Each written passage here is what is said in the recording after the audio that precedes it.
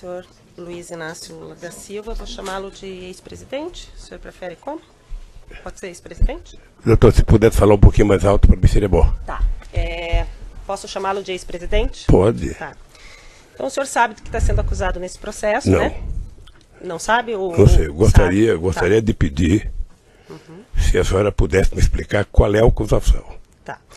O senhor tem dois conjuntos de acusação. A primeira parte da acusação diz respeito à corrupção, que o senhor teria recebido vantagens indevidas da Odebrecht e da OAS relacionadas aos contratos que eles têm com a Petrobras.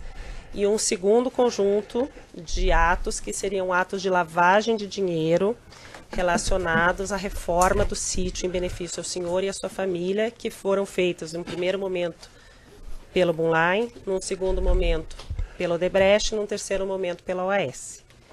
Um resumo muito sintético seria isso. Não. Eu imagino que a acusação que pesava sobre mim é que eu era dono de um sítio em Atibaia. Não é Eu isso. Não é passei. isso. Não é isso que acontece. É ser beneficiário de reformas que foram feitas. A acusação passa pela relação do senhor ser dono do sítio, mas a acusação imputada é de o senhor ser beneficiário das reformas que foram feitas por essas três pessoas que eu lhe falei. Bunline, Odebrecht e OAS. Mas, doutor, eu só queria perguntar para o meu esclarecimento, porque eu estou disposto a responder toda e qualquer pergunta. Eu sou dono do sítio ou não? Isso o senhor que tem que responder, não eu, doutor, e eu não estou Não, sendo quem tem que interrogada nesse responder é momento. quem me acusou. Doutor, e assim, senhor ex-presidente, esse é um interrogatório, e se o senhor começar nesse tom comigo, a gente vai ter problema. Então, vamos começar de novo. Eu sou a juíza do caso, eu vou fazer as perguntas que eu preciso para que o caso seja esclarecido, para que eu possa sentenciá-lo, ou algum colega possa sentenciá-lo. Então, num primeiro momento, eu quero dizer que o senhor tem todo o direito de ficar em silêncio, mas nesse momento eu conduzo o ato. Mas, doutor, Pela ordem, meritíssimo juíza. Nos termos do que dispõe a Constituição e as leis de processo penal, a excelência bem sabe, o interrogatório é o ato em que o acusado exerce a autodefesa. Sim, mas Tem ele que não ter a tem que mais me perguntar absoluta nem me acusar. liberdade para expor os fatos e indagar a respeito do que está sendo acusado. Pela ordem, doutor, o que ele Não, demonstrou até agora eu estou me se dirigindo à verdadeira meritíssima deficiência juíza, não da defesa estou técnica e falando não com Vossa informado Excelência, do que estava não abra acontecendo. este diálogo lateral, estou falando com a Eu tenho meritíssima direito de fazer juíza. uma parte, doutor, você não vai me cortar Não, também, vou, não. eu estou me dirigindo ao juízo. Eu vou Vossa Excelência quer substituir o juízo? Não, o Tá, senhor que eu vou está atrapalhando a interromper o condição da áudio audiência, nesse doutor. momento, se Pois. o senhor não... Eu posso fazer as perguntas ao seu cliente, o senhor orientou ele do que está sendo acusado nesse processo, ele está apto a ser interrogado, ou o senhor precisa sair dessa sala e conversar com ele e ele retornar? Absolutamente não. Eu só quero que ele tenha a liberdade de, nas formas da Constituição e da lei, responder da forma como ele acha adequado. Ele responde respondendo, não fazendo perguntas ao juízo ou à acusação. O senhor se sente pra apto encerrar? Só a pra ser encerrar? interrogado neste momento, o senhor ex-presidente? Eu me sinto apto e me sinto desconfortável. Se o senhor se sente desconfortável, o senhor pode ficar em silêncio, como eu ia dizer. O silêncio do senhor não será usado em prejuízo à sua defesa. Se o senhor quiser responder as perguntas que primeiro eu vou lhe fazer, depois o órgão do Ministério Público e depois as defesas, o senhor pode responder. E quando é que eu posso falar, doutora? O senhor pode falar, o senhor pode responder quando eu perguntar no começo.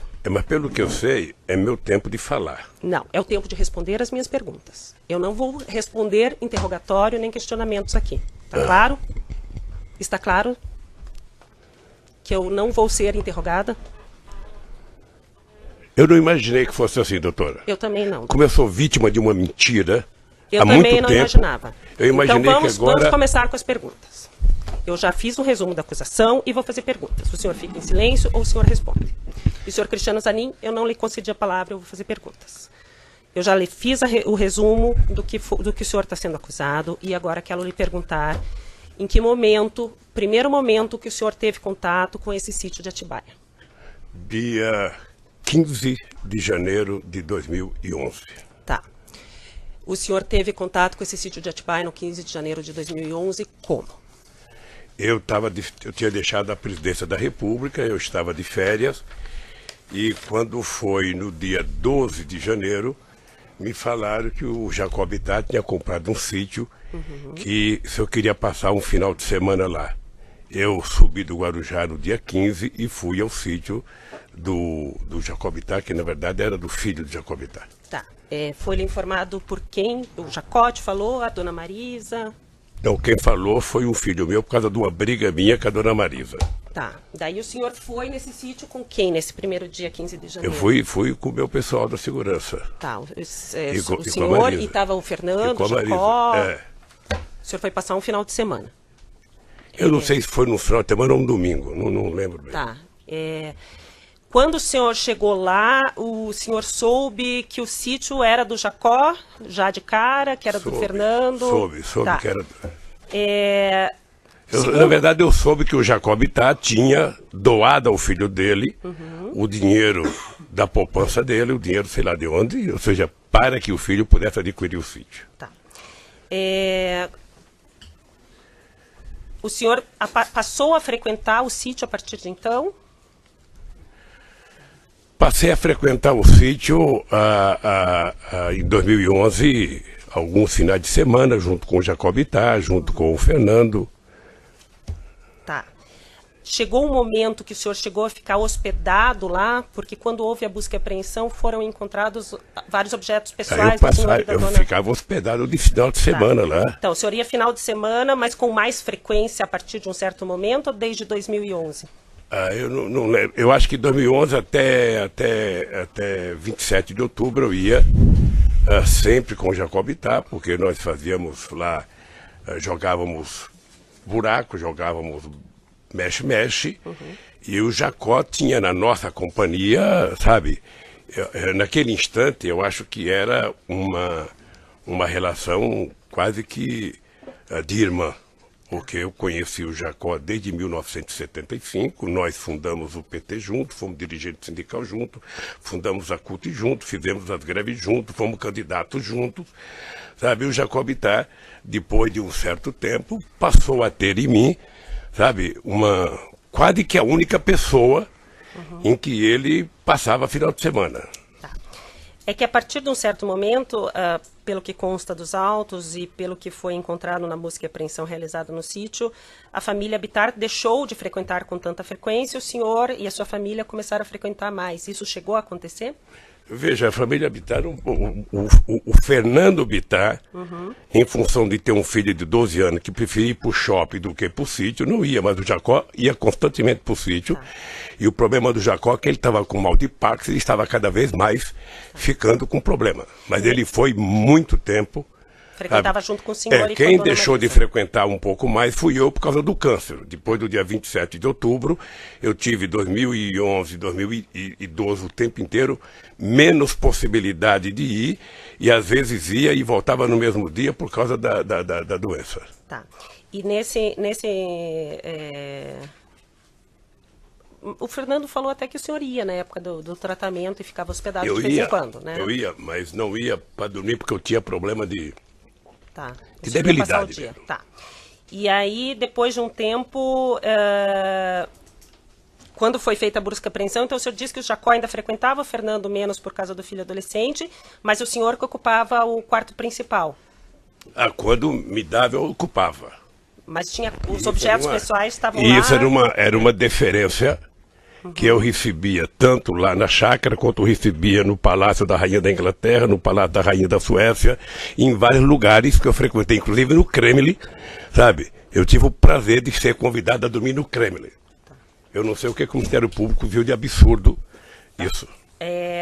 Quando foi narrado aqui por várias testemunhas e por alguns réus, o senhor Fernando Bittar comprou o sítio, foi feito a escritura, ele e o Jonas Suassuna. O senhor sabia que foi feito uma escritura, eles negociaram, uma parte do terreno ficaria com o Jonas, outra parte com o senhor Fernando Bittar? Eu não tinha interesse e nem por que saber disso. Tá. O que eu sabia era que o terreno era um todo e que o Fernando Bittar não podia comprar todo o terreno, ele comprou uma parte e o Jonas Suassuna comprou a outra parte. É isso que eu sabia. Mas o senhor sabia quando? Quando que o senhor ficou sabendo disso? Depois de algum tempo que estava lá. O senhor já estava usando o sítio? Já estava frequentando, quer dizer, o sítio? Já. Tá. O senhor soube que as primeiras reformas foram feitas no sítio, uma parte pelo senhor Fernando para usar e outra parte a pedido da dona Marisa? Eu nunca... Veja, eu tenho muita dúvida se a dona Marisa pediu para fazer a reforma. Tenho muita dúvida. Como ela não está aqui para se explicar, eu fico com a minha dúvida. Tá. Eu, sinceramente... O senhor Bunlai e o senhor Aurélio, que foram ouvidos essa semana, relataram que eles foram junto com dona Marisa. Agora ficou fácil citar o nome da dona Marisa porque ela morreu. Tá. Então agora... É muito fácil dizer. Então o senhor não acredita que o senhor Bunlai eu sinceramente não acredito porque não... O senhor Aurélio, o senhor Bunlai... Eu não acredito porque eu não acredito que a dona Marisa tivesse efetivamente relação para pedir para uma empresa fazer obras. Tá. E também porque não era dela. Tá. Então o senhor acha que o senhor Bunlai, quando fala que foi fazer visita junto com a dona Marisa e com o senhor Aurélio, e o senhor Aurélio também confirma essa visita, antes das reformas, o senhor acha que eles estão mentindo? Eu não estou dizendo que eles estão mentindo, eu estou dizendo que eu não acredito que a dona Marisa fosse pedir. Então por que ela teria ido visitar esse sítio com o Fernando, com o Bunlai e com o senhor sabe? Eu sei porque as pessoas, na verdade, quando compraram o sítio, tomaram uma decisão de que o Lula não poderia saber de nada, que o Lula era contra qualquer ideia, sabe, de comprar qualquer coisa pedindo para ele guardar arquivo, porque eu era contra.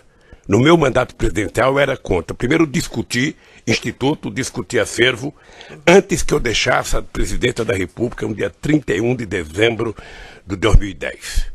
Sabe? Então, os companheiros também não tinham que me dar explicação.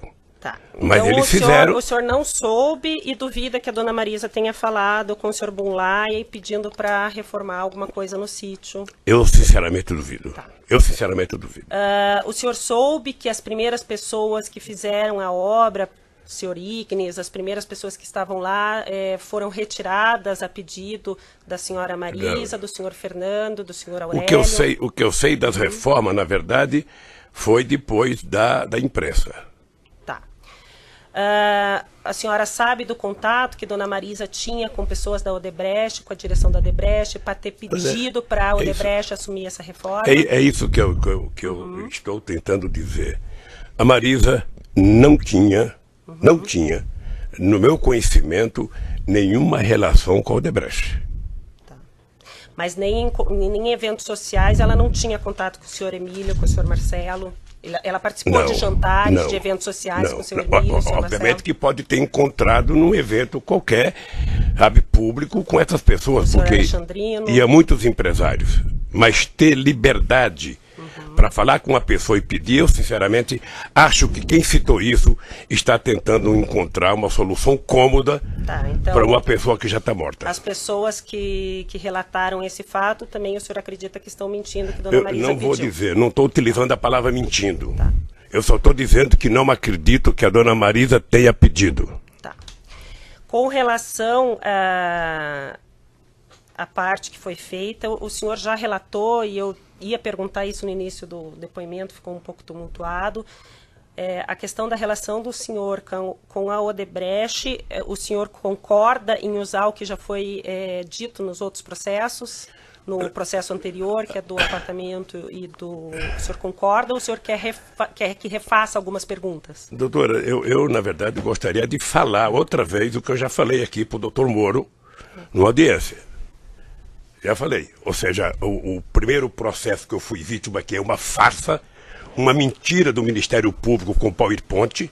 A segunda é outra farsa, sabe? E eu tô pagando esse preço. Tá. Eu vou pagar porque eu sou um homem que crê em Deus, creio na justiça e um dia a verdade vai prevalecer. O que está acontecendo? Tá, então o senhor quer que eu refaça as perguntas relativas ao...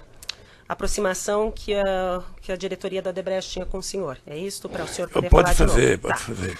Então, consta que o senhor Emílio Odebrecht foi ouvido nessa ação penal, que ele tinha, antes mesmo do senhor assumir o primeiro governo, contatos em razão da empresa dele ser uma grande empreiteira, em especial pelo compromisso que o senhor teria assumido com relação à política da petroquímica da Braskem, que seria interesse da Odebrecht.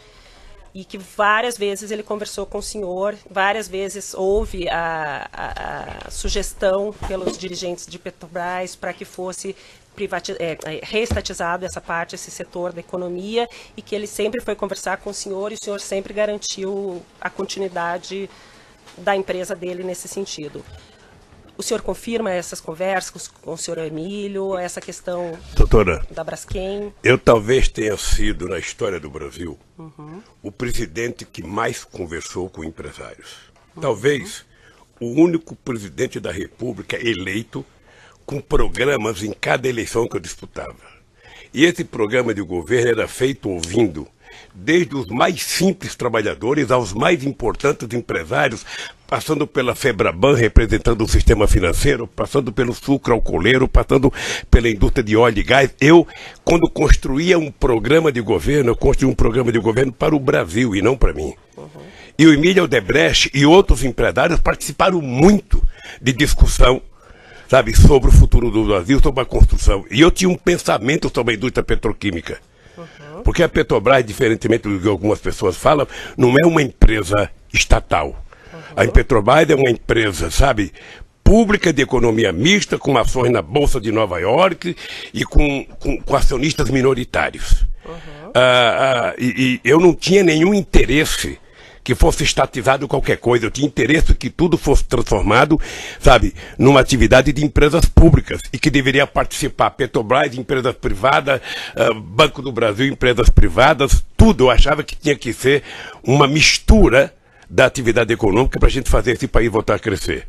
Mas como o ideal era tentar mostrar que a empresa Petrobras era pública e que o Lula mandava na Petrobras, sabe, se criou um monstrengo de dizer... Mas eu nem perguntei da Petrobras, eu perguntei especificamente das conversas que o senhor Emílio disse que teve com o senhor a respeito do medo que ele tinha que a petroquímica Braskem fosse estatizada. Eu tive com ele e com todos os empresários brasileiros, inclusive todos eles participavam do Fórum Econômico do Conselho Econômico e Social que eu criei, onde participavam os maiores empresários do Brasil, e nós discutíamos desde política tributária, a política social, a política de investimento, a política externa. Tá. Sim, é por isso que o meu governo passou a ser... conversou com o senhor Emílio algumas vezes sobre essa questão da Braskem ou não conversou? Não era da minha alçada conversar. Tá. Ou seja, qualquer assunto específico de conversa com quem quer que seja, ou a pessoa conversava com o ministro da área, ou a pessoa conversava com a empresa fins. Tá. Então o senhor não conversou e não garantiu nada ao senhor Emílio em nenhum momento? Veja, primeiro eu poderia garantir qual era a intenção do governo. E a intenção do governo era ter o Brasil como um país, sabe, de uma indústria química poderosa. O Brasil é um país de 200 milhões de habitantes, o Brasil compra até bacia de lavar os pés, importa porque não tinha uma indústria química forte. Eu era favorável e defendia que o Brasil tivesse uma indústria petroquímica muito forte. E a Braskem... Eu só queria que o senhor respondesse sim, não. É porque não é só assim, doutora. Lamentavelmente não é só assim, sim ou não. A defesa gostaria de ter a palavra. Eu acabei de dizer que eu conversei muito com a Braskem. Mas especificamente sobre esse assunto, o senhor conversou ou não conversou? Devo ter conversado na discussão do programa do governo. E o senhor garantiu alguma posição para o senhor Emílio? É possível garantir. Tá. É possível garantir que o governo brasileiro ia ser um governo democrático, plural, e que as empresas iriam ter o direito de participar das coisas feitas no governo. Tá. Com relação aos diretores da Petrobras, já foi feita a pergunta, mas como o senhor quer de novo falar sobre o assunto, volto a perguntar. Qual a participação? O senhor escolheu os presidentes da Petrobras que foram presidentes durante os seus 2 mandatos? Essa é uma das grandes mentiras. Se o Ministério Público tivesse tido interesse, ele teria percebido que antes do Lula virar presidente da República, quem escolhia os diretores da Petrobras era exatamente o presidente da República do Brasil. E que para evitar que o Lula fizesse isso, aí já vem a maldade política, teve um decreto-lei estabelecido em 2002, sabe, tirando da presidenta da República o direito de indicar. Tá? Então, quem passou a ser O indicador era efetivamente o Conselho de Administração da Petrobras, que era plural, que tinha empresários privados, grandes, pequenos, sabe, médio, que tinha acionista minoritário. Qual era o papel do presidente da República? Eu não sei se as pessoas estão acompanhando a montagem do governo agora atual. Né? Quem é que está sendo colocado? Dá essa impressão de que não tem ninguém político. Mas com raríssimas exceções, todo mundo ali é político. Então o que eu fazia? Eu fui eleito com uma base que me apoiou na campanha. Eu designei, sabe, o ministro-chefe da Casa Civil, que é o responsável por isso, particular com os líderes dos partidos que me apoiavam, a montagem do segundo escalão do governo, porque eu tinha indicado o primeiro escalão. Tá, no caso era o senhor José Dirceu. Como é que funciona? Como é que funciona? Se reúne as lideranças dos partidos, os líderes de cada bancada, sei lá se o presidente do partido, porque eu não participo, e eles indicam um nome para que o presidente da República coloque à disposição, primeiro do gabinete, manda para a Casa Civil, que vai para o gabinete institucional. O gabinete institucional faz uma investigação, sabe, se tem prontuário, se tem denúncia, se tem qualquer coisa que não signifique boa conduta. Quando isso chega, devolve-se à presidência da República, o presidente da República encaminha isso ao Conselho da Petrobras. E o Conselho da Petrobras é quem tem a autonomia e a autoridade, segundo o decreto, de indicar as pessoas. Quando as pessoas foram indicadas, eu disse no depoimento, já no depoimento, não houve uma denúncia, sabe, nem da imprensa, nem da Polícia Federal, nem do Ministério Público, nem do Sindicato de Trabalhadores, nem dos funcionários, ou seja, eles foram aprovados, inclusive, em depoimento de pessoas do Conselho, por unanimidade. Tá. Então, o senhor fez indicações com base em orientações da base partidária que lhe dava Excelência sustento. pela ordem. É isso? Excelência pela ordem. Não foi dito. Foi dito que a indicação era feita pelo Conselho. Foi isso que o depoente acabou de afirmar. Mas não foi a presidência que falou para o Eu Conselho enviei o nome. Ele enviou um nome. Encaminhamento. A gente não fala. Encaminhamento da presidência. A gente não interfere no Conselho. Tá. Mas o senhor encaminhava 10 nomes para eles escolherem ou o senhor encaminhava um nome e eles aprovavam ou reprovavam? Não, mas você indicava o nome que tinha vindo para você indicar. Tá. Eu não inventava nome. Então é isso que eu estou falando. O senhor recebia o nome da sua base de apoio, mas o senhor está falando inclusive da presidência?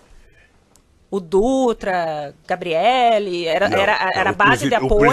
O presidente foi da indicação minha, o presidente da Petrobras. Tá. Tanto o Zé Eduardo Dutra quanto o Zé Eduardo, o Zé Sérgio Gabriele. Tá, isso foi... O senhor passou o nome, então, ou indicou o nome para o Conselho da Petrobras e o Conselho aprovou. É isso? É. E até então não tinha nenhum indicativo que nenhuma dessas pessoas tinha qualquer problema. Nenhuma. E eram todos concursados de mais de 30 anos de empresa. De empresa, tá. A mesma coisa ocorria com as diretorias. A mesma coisa que a diretoria. Mas o senhor sabia, até então, que cada diretoria era indicada por um partido?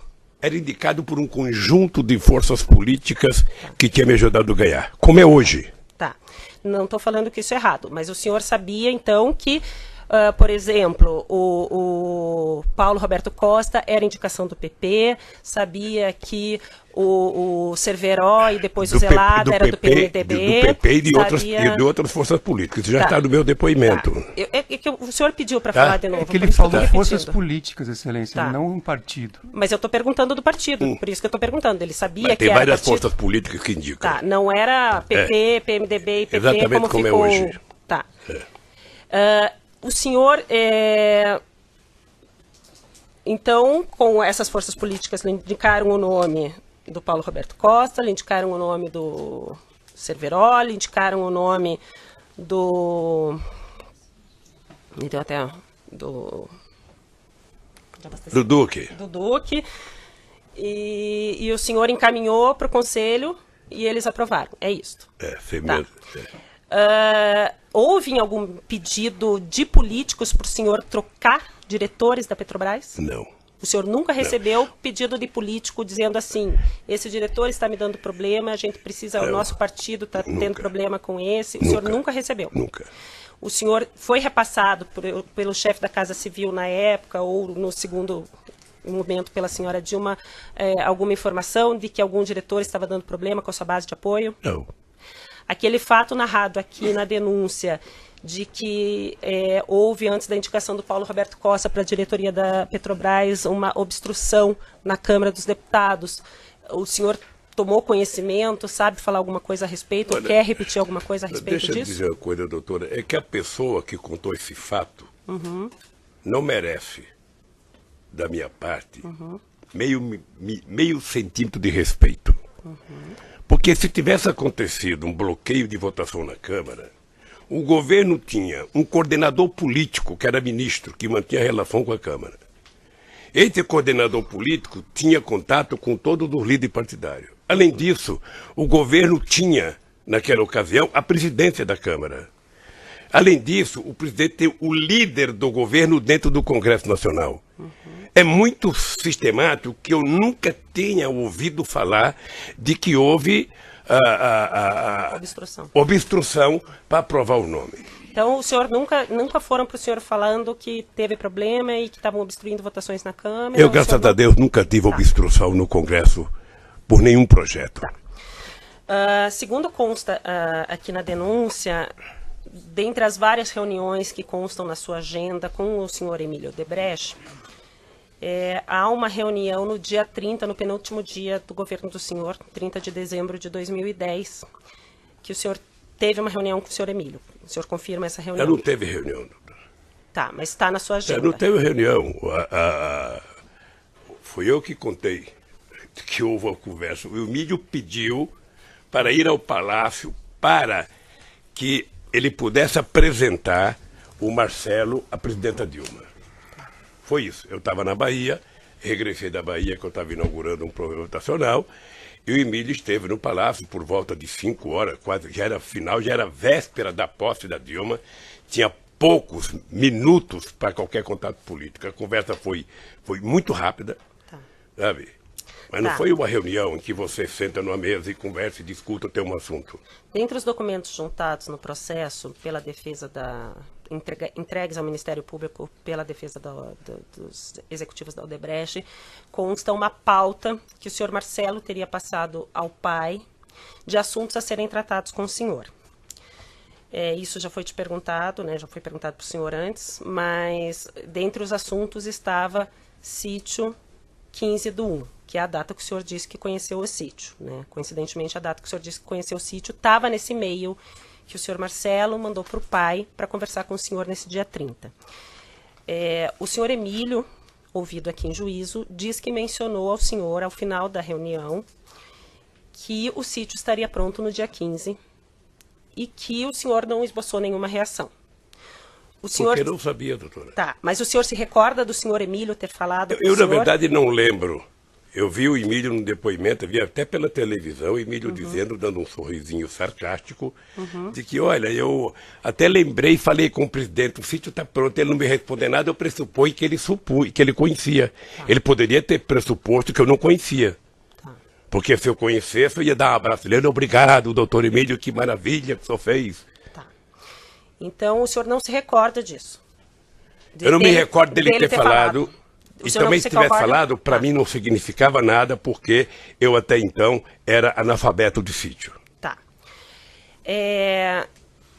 Segundo os dados... Quantos minutos que tá? 28? Ainda dá mais um pouquinho. Segundo os dados do processo, a Odebrecht fez uma reforma no sítio em que teria gasto R$700 mil. Ninguém, naquela época, nem comentou com o senhor a respeito dessa reforma? Não? Não, porque quando eu conheci o sítio, ou seja, o sítio já não tinha reforma, o sítio estava pronto. Tá. Os executivos da Odebrecht, o senhor Alexandrino e outras pessoas falaram que existia na época uma conta junto com o PT de propinas que eram recolhidas nos contratos públicos celebrados da empreiteira com o governo, ou estatais, ou direto.